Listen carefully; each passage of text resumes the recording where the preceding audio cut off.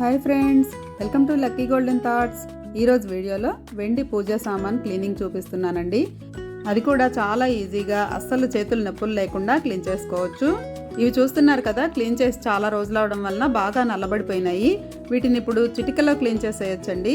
ఈ రూపేరీ లిక్విడ్ ఉంటే చాలు, ఇది కొంచెం వేసి కొన్ని డ్రాప్స్ ఈ విధంగా స్పాంజీ స్క్రబ్బర్ పెట్టి రుద్దేసినట్లయితే ఈజీగా బ్లాక్నెస్ అంతా పోతుంది. అస్సలు కష్టం ఉండదండి, చేతికి శ్రమ లేకుండా క్లీన్ చేసేసుకోవచ్చు. ముందు చూసినట్లయితే ఎంత బ్లాక్గా ఉందో చూసారా.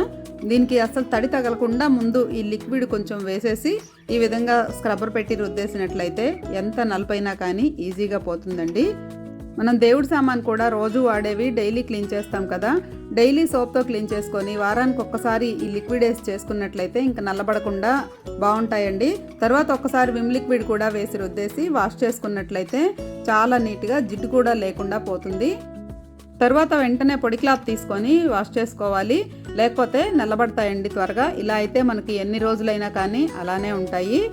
అలాగే కుంకుమబరణలు కూడా డిజైన్ ఎక్కువగా ఉండడం వల్ల త్వరగా నల్లబడిపోతుంటాయి. అది పోదు కూడా, మనం ఎంత రుద్దినా ఈ లిక్విడ్ వేస్తే చాలండి, చేతులతో రుద్దినా పోతుంది. చేతులకి సరిపడదు అనుకునే వాళ్ళు చేతులకు గ్లౌజులు వేసుకొని క్లీన్ చేసుకోవచ్చు. చూసారు కదా, చాలా ఈజీగా క్లీన్ అయిపోయినాయి. ఇలా కుందులు కానీ ఏవైనా మనకి డిజైన్ ఎక్కువ ఉండేవైతే పోవు కదా, ఇదే విధంగా ఈ లిక్విడ్ వేసి చక్కగా ఈజీగా క్లీన్ చేసుకోవచ్చు. చూసారు కదా ఎంత తెల్లగా కొత్త వాటిలాగా వచ్చాయో. మీరు కూడా ఈసారి ఇలా ట్రై చేసి చూడండి. ఈ వీడియో నచ్చితే తప్పకుండా లైక్ చేయండి. ఛానల్ ఫస్ట్ టైం చూస్తుంటే సబ్స్క్రైబ్ చేసుకోండి.